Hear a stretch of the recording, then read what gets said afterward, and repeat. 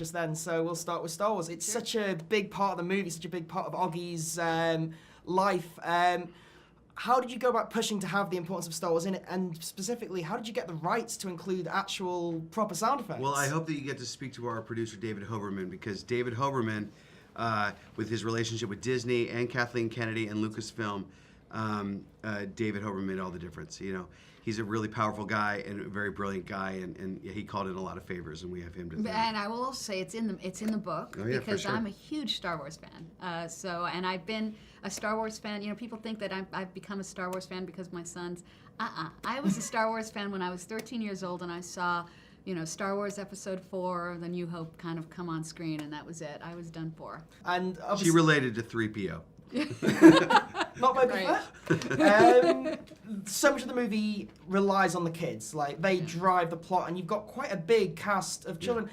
How did you go about, A, getting the kids, Jacob in particular, but also making sure they had this dynamic and were able to do a very subtle story? That was Stephen, I think, on set. He was able to draw out these performances that were just so natural. I think the kids are just... it's so believable. The way they interact, the jokes, the humor, everything about their sort of relationships seems dead on real. Yeah, when I cast a movie, yeah, of course I cast actors, but more so I cast people. And I always felt like if you have a good person and with great parents, because let's say a kid was really good, I'd say, oh, you're fantastic. I'd love to meet your mom. Who's here with you? Because if the mom or dad came in the room and they were lovely as well, I knew it would create a family of these kids, and that's what happened. Because the rehearsal was go have a pizza party. No, I was just going to say, and on set, I really got a kick out of the fact that all the moms of the actors on set, they had made a T-shirt for themselves, Wonder Moms, and I love that. So the Wonder Women. Yeah.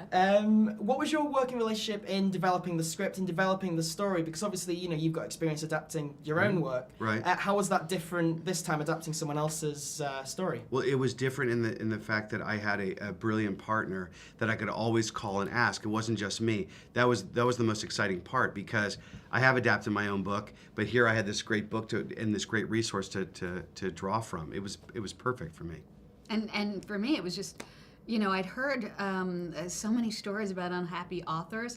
It's almost like, you know, you're almost supposed to be an unhappy author, and so, you know, when I got, because authors are so bad at being unhappy. And I just couldn't believe how.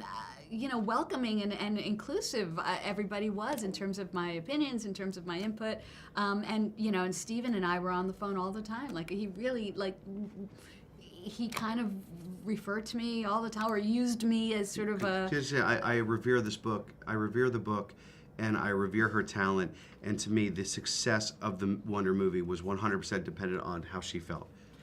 Was there any interest at all in doing any of the other books, because you've obviously written other stuff, of working that in just quickly? Was there any interest in doing that? You know, they did, actually, and that might be interesting for fans of Wonder as well. There's a little bit of the Julian chapter in Wonder the movie that is not in the Wonder the book, but it appears there, and I thought it was a wonderful way to sort of wedge that in there. I thought that was a really brilliant scene. It's a scene with Julian and Mr. Tushman.